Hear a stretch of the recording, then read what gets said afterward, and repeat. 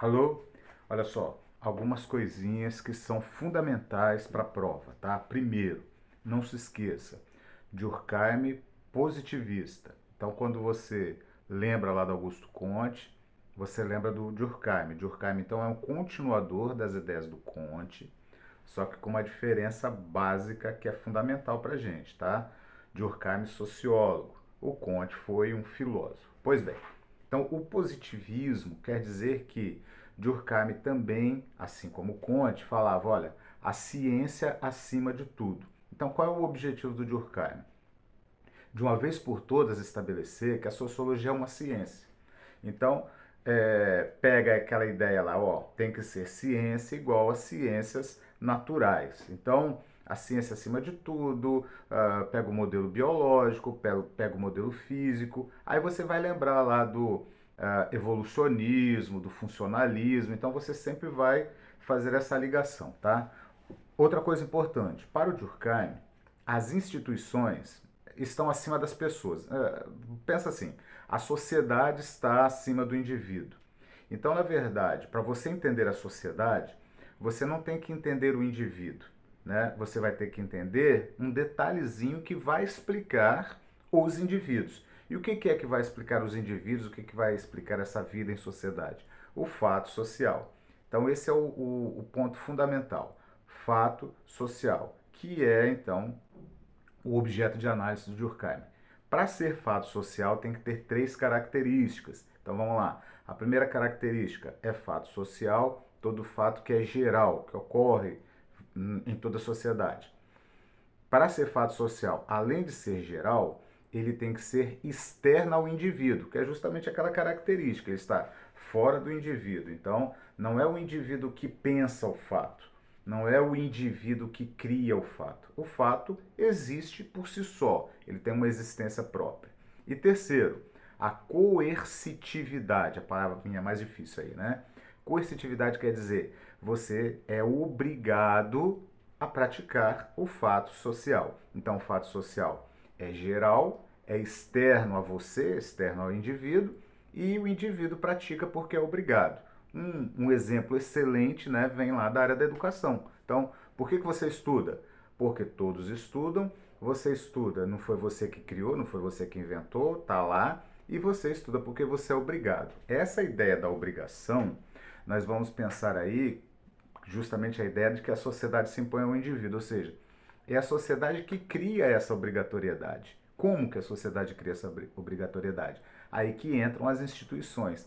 As instituições nos ensinam, as instituições nos levam a acreditar que essa é a forma correta de agir. Então, ela vai impor para cada um de nós as penalidades, que ele vai chamar de sanções. Então, as penalidades são: a sociedade te pune se você não praticar o fato social. Então, se você não estudar, você vai ser chamado de burro, você vai ser chamado de vagabundo, você vai ser colocado à margem dessa sociedade. Então, nós temos que obedecer a essas regras, nós temos que obedecer a essas normas sociais. Se acontecer o contrário, de você não obedecer, então você estaria fugindo, né, dessa ideia que ele construiu de consciência coletiva. Bom, esse fato, junto de outras tantas características, né, que ele vai pensar, é que vão ajudar a manter a ordem social. A ordem social ela é mantida quando os fatos vão sendo praticados, vão sendo, né, vão ocorrendo corriqueiramente. Ele vai falar ainda que para que isso aconteça é necessário que a sociedade como um todo pratique a solidariedade. Então, ele vai ver a solidariedade como o que une, né, o que mantém a coesão, que a gente viu lá atrás nas nossas aulas, né? Ó, a ideia dele é o que? A ordem, a coesão, né, a organização social. Então, a solidariedade são aqueles laços, né, de ligação entre os indivíduos que mantém a sociedade funcionando. Ele vai falar em dois tipos de solidariedade. Não pensa solidariedade como assim, fazer o bem, né, ajudar. Não, solidariedade é mesmo o laço que mantém as pessoas próximas umas das outras. Então ele vai falar, olha, lá no mundo antigo, né, nas sociedades mais simples, a solidariedade era mecânica.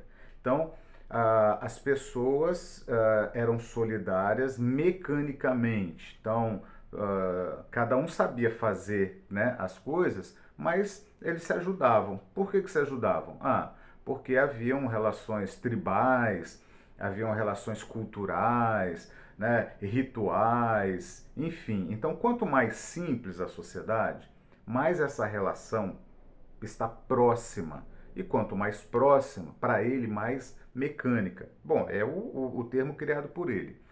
A nossa sociedade, a sociedade industrial, a sociedade capitalista, ela tende a fazer com que os indivíduos tornem-se isolados uns dos outros. Esse isolamento vai causar, né, um egoísmo maior, uma falta de solidariedade, correto?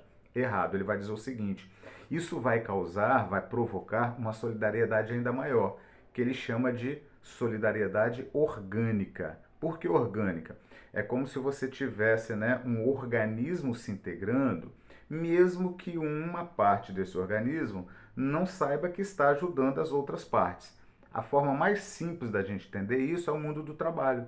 Então, quer dizer, sei lá, vamos pensar nessa caneta. Então, se eu tenho essa caneta aqui hoje, não é porque eu a fiz, eu a construí, ou simplesmente eu a comprei. Para que essa caneta chegasse até minhas mãos, pessoas trabalharam lá na indústria do plástico, na indústria da tinta, produzindo, ou seja, várias pessoas acabam se solidarizando para que o produto seja feito. Então, cada um de nós depende do outro. Ninguém consegue viver isolado simplesmente porque nós não sabemos cada um fazer absolutamente tudo o que será suficiente para a nossa sobrevivência. Então nós passamos a depender uns dos outros.